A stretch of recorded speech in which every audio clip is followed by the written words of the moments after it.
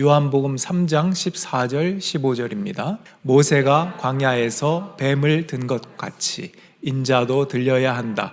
그것은 그를 믿는 사람마다 영생을 얻게 하려는 것이다. 아멘.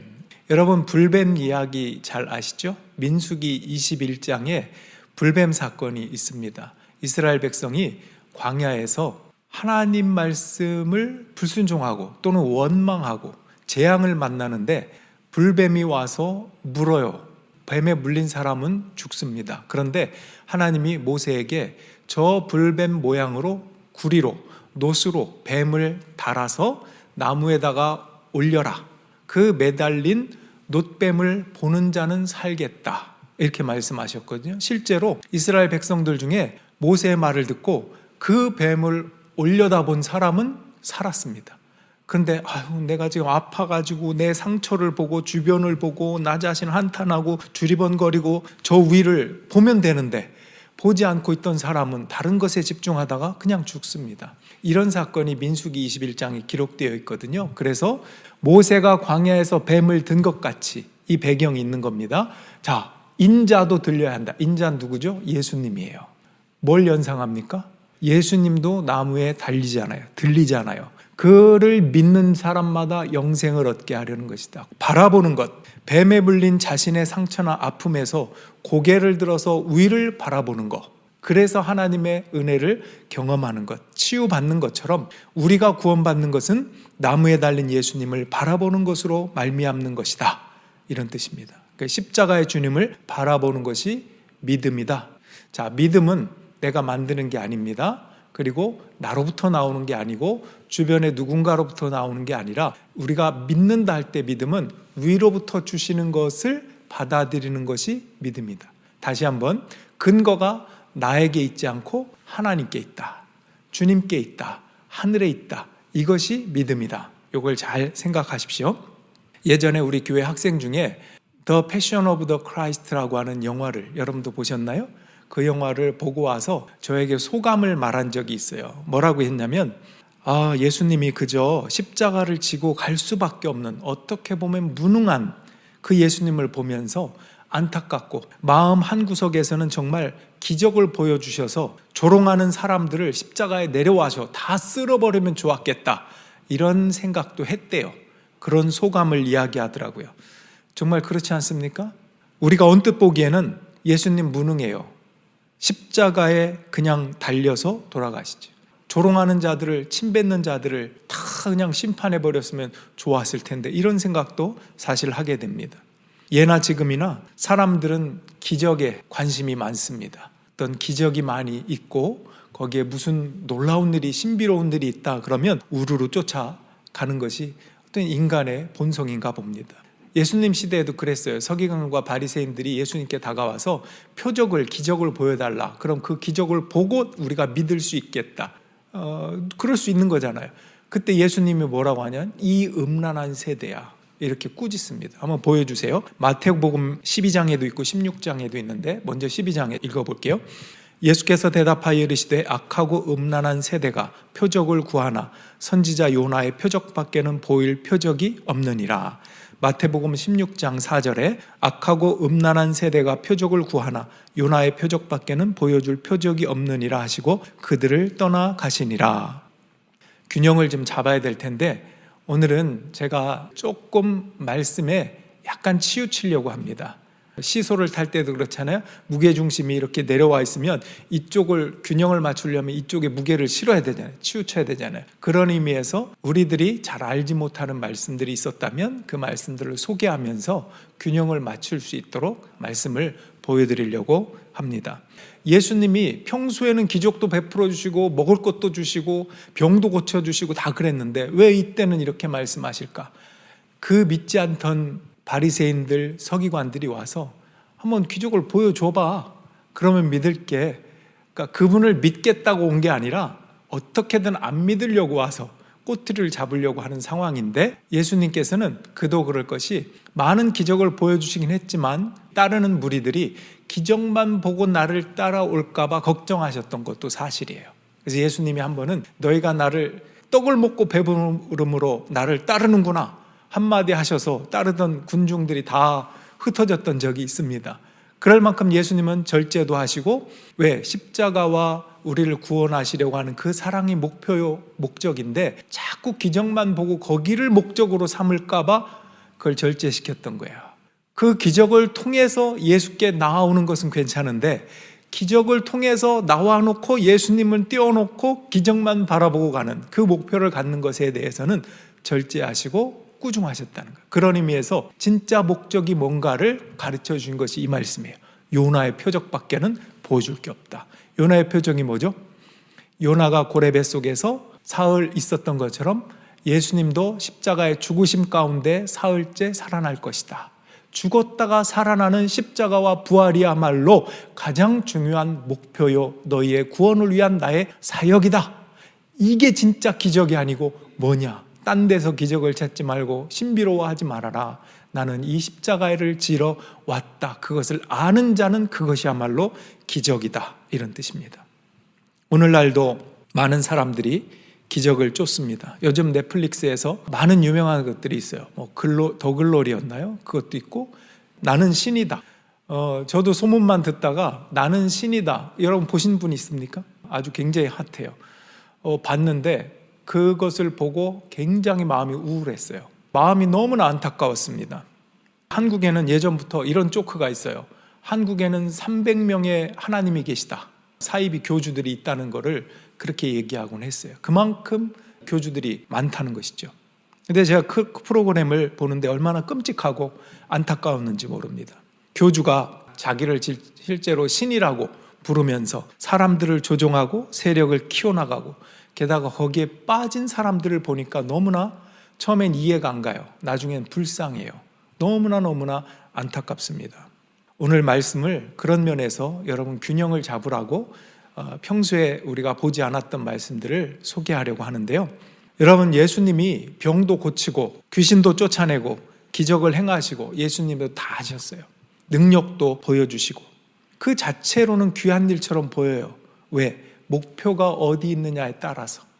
그런데 똑같은 그 일을 행하는데 예수님께서 꾸짖은 적이 있어요. 여러분 알고 계십니까? 기적을 행하고 병을 고쳤는데 꾸짖은 적이 있어요. 한번 보여주세요. 마태복음 7장 제가 한번 읽어보겠습니다. 그날에 많은 사람이 나더러 이르되 주여 주여 우리가 주의 이름으로 선지자 노릇하며 주의 이름으로 귀신을 쫓아내며 주의 이름으로 많은 권능을 행하지 아니하였나이까 하리니 그때 내가 그들에게 밝히 말하되 내가 너희를 도무지 알지 못하니 불법을 행하는 자들아 내게서 떠나가라 하리라. 불법을 행하는 자래요. 내가 너를 모른대요. 너는 나와 상관없이 그 일들을 하였지만 그 일들이 건전한 일이 아니었다. 때로는 어떻게 보면 적그리스도도 사탄도 그 기적을 일으킬 수 있는 거예요. 그런 면에서 너는 나와 상관없다라고 하는 꾸짖음이 있다는 것입니다. 마가복음 13장도 한번 보겠습니다. 5절 6절 예수께서 그들에게 말씀하셨다. 누구에게도 속지 않도록 조심하여라. 많은 사람이 내 이름으로 와서는 내가 그리스도다 하면서 많은 사람을 속일 것이다. 여러분, 예수님도 기적을 일으키고 병을 고치고 다 하셨다 그랬잖아요. 무슨 차이가 있는 걸까요? 예수님은 이 자체가 사역의 목표가 아니었다니까요. 그것이 목표였다면 그 능력으로 십자가에서 내려와서 다 쓸어버렸을 거요. 기적의 목표라면. 그런데 예수님은 진짜 능력과 기적, 그 표적은 요나의 표적이라는 것을 말씀하신 대로 십자가를 끝까지 지고 참으셨어요. 그래서 우리를 구원하신 거예요. 십자가를 포기하셨다면 우리의 구원은 없는 것입니다. 십자가를 끝까지 지고 우리를 구원하는 것이 목표였다는 뜻입니다. 그런데 우리는 예수님 믿는 사람으로서 예수님 보여주신 우리 각자 자기의 십자가를 지고 나를 따르라고 하셨는데도 불구하고 십자가를 지는 자리까지 가기를 원하지 않고 그 중간에 표적과 기적과 내가 구원받은 체험과 감사와 은사 가운데만 머물기를 원해요. 마치 제자들 중에 변화산에서 예수님이 변화되는 모습을 보면서 와 환상적입니다. 신비롭습니다. 여기가 좋사오니 초막 3개를 짓고 여기 머물러 삽시다. 예수님은 내려가자 십자가를 지러 가시죠. 제자들은 여기가 좋사오니 마치 그런 것처럼 우리도 자기의 십자가를 질 생각은 안 하고 여기가 좋습니다 하고 머물러 있는 것, 그 수준에 머물러서 미혹당하면 사이비에 빠질 수 있다는 겁니다. 정명석, 이재록이라고 하는 이 유명한 사이비 교주들도 회개해야 하는 사람일 뿐이에요. 그들이 하나님일 수가 없는 것입니다. 그런데 왜 그들을 따라갑니까? 한번 예를 들어 볼게요. 정명석, 이재록, 그 어떤 능력자도 비교도 안 될 만큼 유명하고 능력 있던 사도가 누굽니까? 바울 아닙니까? 바울은 삼층천을 경험하고 체험하고 모든 은사와 열매와 하나님의 능력을 경험한 사도입니다. 병고침과 기적도 따랐습니다. 그런데 그는 자기를 교주로 삼았나요? 나를 따르라 했나요? 나한테 오면 뭐 천국이 있고 낙원이 있다고 했나요? 그렇지 않습니다. 오로지 예수님만 바라보면서 그분의 십자가를 쫓았던 것이 사도 바울입니다. 그리고 그것으로 족했어요. 예수님이 나와 함께 계시다는 것으로 족했어요. 그도 교주가 될 뻔한 유혹을 받은 적이 많았어요. 예를 들면 루스드라라고 하는 곳에서 사도 바울이 나면서부터 걷지 못하는 사람을 고쳐준 일이 있어요. 그때 그 모습을 보고 사람들이 우와, 신이 내려오셨다고 바울, 바나바 일행에게 엎드려서 제사를 드리려고 그랬어요. 그때 바울이 뭐라고 한 줄 아십니까? 우리는 당신과 똑같은 성정의 사람입니다. 왜 우리를 경배하려고 하십니까? 왜 이런 헛된 일을 하십니까? 책망합니다. 교주들은 어떨까요? 그래, 나한테 저래, 이리 와, 아마 이럴 거예요. 사도 바울은 절대 그러죠. 이미 성경이 가르쳐준 바입니다. 한번 볼까요? 사도행전 14장 15절 그 배경으로 들어보십시오. 여러분 어찌하여 이런 일들을 하십니까? 우리도 여러분과 똑같은 성정을 가진 사람입니다. 우리가 여러분에게 복음을 전하는 것은 여러분이 이런 헛된 일을 버리고 하늘과 땅과 바다와 그 안에 있는 모든 것을 만드신 살아계신 하나님께로 돌아오게 하려는 것입니다. 여기 보세요. 우리도 여러분과 똑같은 성정, 성품을 갖고 있는 인간일 뿐입니다. 똑같은 사람이지 신이 아닙니다. 오히려 사람을 우상으로 삼는 지금과 같은 이런 나를 제사 드리려고 엎드리고 절하는 이런 우상을 버리라고 충고하는 거예요. 이런 분명한 자기 비움이 십자가의 능력을 통해서 나타나는 거예요. 그래야 하는 겁니다. 사도 바울이 그랬듯이 그는 십자가의 은혜를 경험하고 내가 신이 아니라 나는 주님만 바라본다. 십자가에 달린 예수 그리스도 그 표대를 향해서 간다라고 목표를 정한 것입니다. 신앙의 목표는 여기에 있는 거예요. 그 중간에 많이 일어나는 은사와 체험과 경험과 이런 것들 속에 있지 않습니다. 그것을 통과해서 십자가의 자리까지 가는 게 신앙의 목표요 기독교라는 것입니다. 교주들은 어떻다고요? 이 십자가 통과하지 않아요. 본인도 통과하지 않고 교인들에게도 통과하지 않게 하고 오로지 기적과 이사와 신기한 것들, 인간의 욕망을 자극하는 것들, 충족하는 것으로 그 일들을 행하는, 불법을 행하는 사람들이다 이것입니다. 여러분 나중에 바울은 그 멜리데 섬이라고 몰타 섬이 있거든요. 거기에 들려서 로마로 가는 과정에서도 그런 일이 있었어요. 독사가 뱀이 이 바울의 손등에 떨어졌어요. 손에. 그 모습을 본 원주민들은 분명히 독사고 그들의 경험에 의하면 죽지 않은 사람이 없어.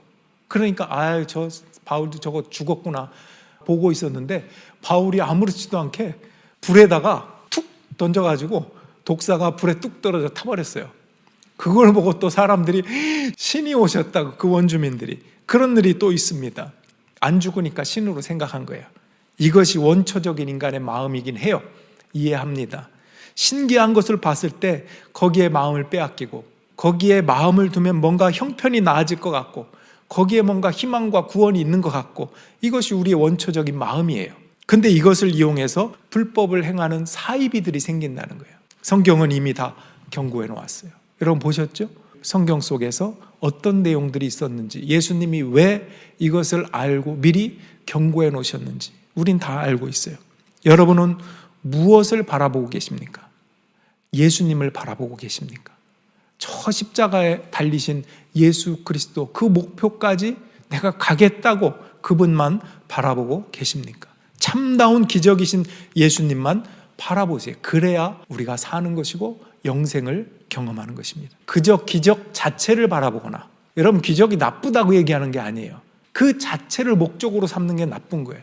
은사가 나쁜 게 아니에요. 굉장히 풍성한 것입니다. 그런데 은사 자체를 목적으로 하는 것은 나쁜 것입니다. 은사의 목적은, 한번 맞춰보십시오. 은사의 목적은 나 자신을 드러내고 내 영적 파워를 보여주는 것이다. 맞습니까? 틀립니까? 전혀 아니에요. 목적 자체가 틀려요. 은사의 목적은 교회의 덕을 세우고 다른 사람의 유익을 주기 위함이다. 덕과 나가 아닌 다른 사람의 유익. 그래서 가장 큰 은사를 사랑이라고 그래요. 사랑은 나 혼자 있을 때 사랑하는 게 아니거든요. 누군가가 상대가 있고 다른 사람들 관계 속에서 사랑이 표현되는 거기 때문에, 특별히 교회 안에서도 사랑을 제일 큰 은사로 여기는 것, 자기의 유익을 구치 않고 남의 유익을 구한다. 성경에 보면 그렇게 나오죠. 오래 참는다. 대상이 있어야 그 사랑을 표출할 수 있는 것입니다. 그래서 최고의 은사를 사랑이라고 하는 것이지, 나 혼자 기도하고 나 혼자 춤을 추고 이런 것을 어떤 은사의 중요한 요소로 보지 않습니다. 그것은 가장 낮은 단계예요. 그것을 통해서 하나님께 가라고 하는 거지, 그것을 최고로 목표로 하라는 게 절대 아니라는 것입니다. 그래서 은사로 내 영적 권위가 있는 것처럼 세운다거나 나를 드러내기 위해서라면 그거는 은사의 목적에 부합하지 않는 것입니다. 다시 한번, 은사의 목적, 교회의 덕을 세우고 다른 사람의 유익을 끼치기 위해서다. 이것을 꼭 기억하십시오. 그래서 교회에 유익이 되지 않거나 덕이 되지 않으면 절제할 수도 있어야 되는 거예요. 성령의 열매 중에 마지막 열매가 뭐죠? 절제예요. 사랑, 희락, 화평, 오래 참음, 자비, 양성, 충성, 온유, 절제 중에 마지막 열매가 절제가 있는 이유가 그것입니다. 성령의 은사와 성령의 열매로 나아가는 그 은혜가 있다는 것입니다.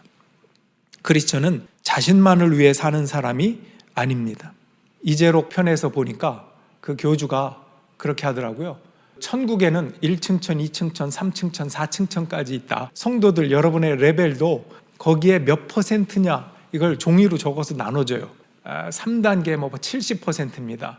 아무개는 아직 1단계 20%입니다. 그러면 그거 가지고 어떤 사람은 나는 영적으로 이 정도 된다 하고 기뻐하고요. 어떤 사람은 실망해요. 그러면서 더 헌금하고 더 충성하고 내가 뭔가 함으로 인해서 이재록 씨의 마음에 들어 하려고 그렇게 열정이 넘치는 교회는 처음 봤어요. 얼마나 열정이 넘치고 서로 막 경쟁하고요. 대단하더라고요. 그런데 그게 다 거짓된 것이라는 것입니다. 이런 자신만을 위해 살려고 하는 것을 자극하는 거잖아요. 몇 퍼센트 내가 얼마나 그러면 천국에 화려한 그런 곳에 간다는 거예요. 4층천에 있는 사람은 궁궐에 산대.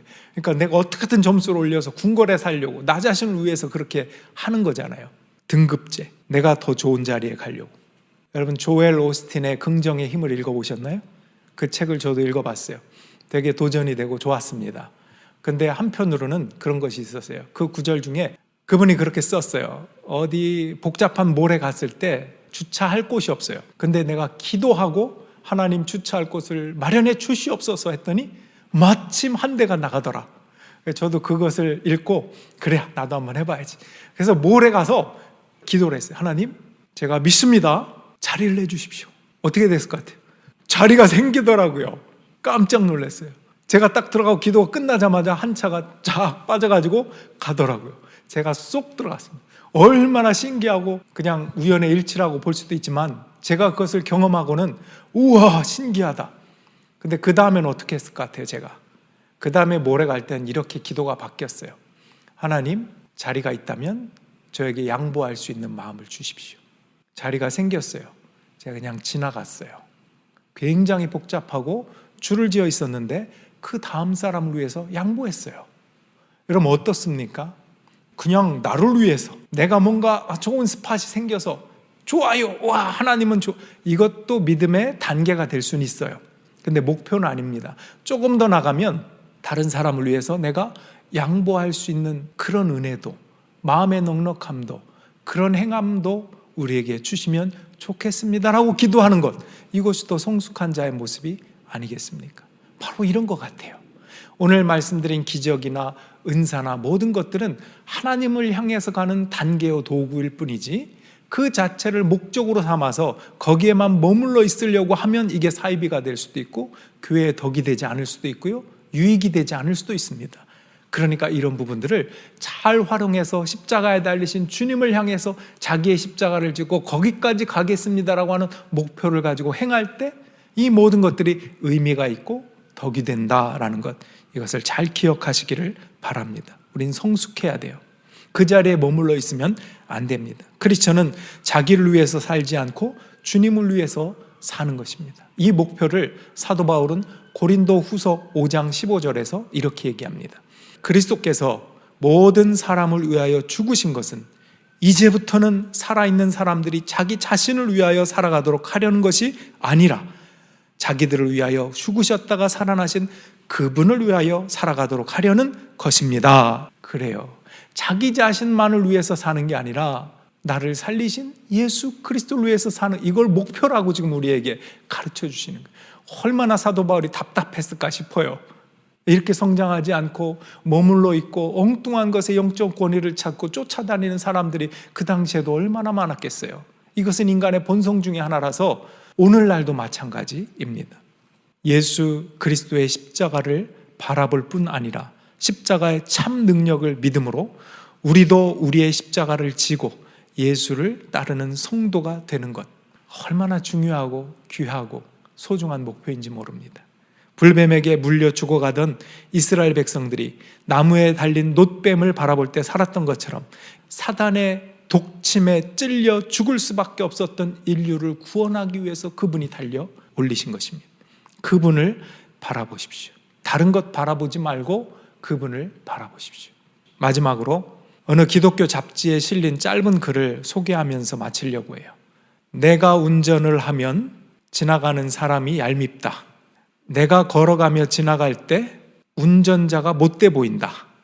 내가 운전하면서 남들 앞으로 끼어들면 안 끼어주는 남들이 야속하다. 운전할 때 내 앞으로 누군가 끼어들면 그가 무례해 보인다. 내가 물건을 팔 때는 손님이 얄팍해 보이고 내가 물건을 살 때는 파는 사람이 미덥지가 않다. 내가 전화를 걸 때는 나의 신분 밝히기를 꺼려하고 내가 전화를 받을 때는 그 사람이 신분을 안 밝힌다고 불쾌해한다. 내가 며느리일 때는 시어머니 공경이 귀찮고 내가 시어머니 되어서는 며느리가 원망스럽다. 주여 용서하소서. 여러분 생각해 보면 이런 예들은 얼마든지 찾을 수 있어요. 지금 여기에서 이분은 끝났는데요. 얼마나 더 많을까요? 내가 내 왕이 되어서 내 관점으로만 남을 판단하는 것들. 이렇게 해야 되는데 너 왜 그러냐 도대체라고 심판하고 내가 하나님의, 그게 교주예요.